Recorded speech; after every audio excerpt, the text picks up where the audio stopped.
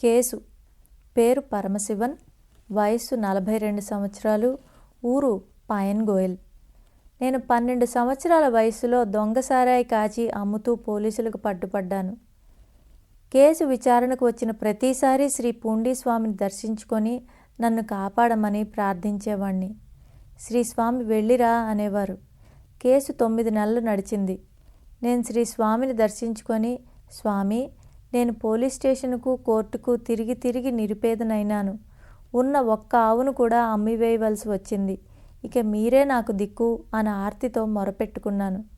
కరుణాస్వరూపులైన శ్రీస్వామి నా మొరను ఆలకించి, ఈరోజు నీ కేసు అయిపోతుంది, వెళ్ళిరా అని ఆశీర్వదించి నా చేతిలో ఊది పెట్టారు.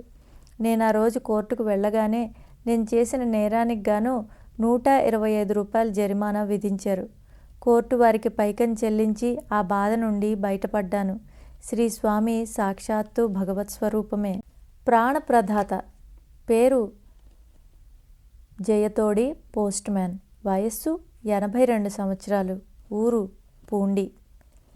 నేను పని మీద బయటికెళ్లే ప్రతిసారి శ్రీస్వామిని దర్శించుకొని వారి ఆశీస్సులు పొంది వెళ్ళేవాణ్ణి. ఒకసారి అలాగే తిరువన్నామలైకి పని మీద వెళుతూ శ్రీస్వామిని దర్శించి ఆశీస్సులు అడిగాను. శ్రీస్వామి, ఈ కారులో వెళ్ళు, వెళ్ళిన కారులో తిరిగి రావద్దు అన్నారు. శ్రీస్వామి మాటలు నాకేమీ అర్థం కాలేదు. నేను బయలుదేరి టీఎంఆర్ బస్సులో తిరువన్నామలైకి వెళ్ళాను. వెంటనే పని ముగించుకొని బస్టాండ్కు వచ్చాను. అదే బస్సు తిరిగి బయలుదేరడానికి సిద్ధంగా ఉంది. శ్రీస్వామి బహుశా ఈ విషయమే చెప్పి ఉంటారు అనుకున్నాను. అందువల్ల ఆ బస్సు ఎక్కలేదు. ఆ బస్సు బయలుదేరింది. దారిలో బ్రేకులు చెడిపోయి ఒక చింతమాన్ను గుద్దుకొని దగ్ధమైంది. అందులో 50 మంది ప్రయాణికులు మరణించారు. అతి కొద్ది మంది మాత్రమే గాయాలతో బయటపడగలిగారు.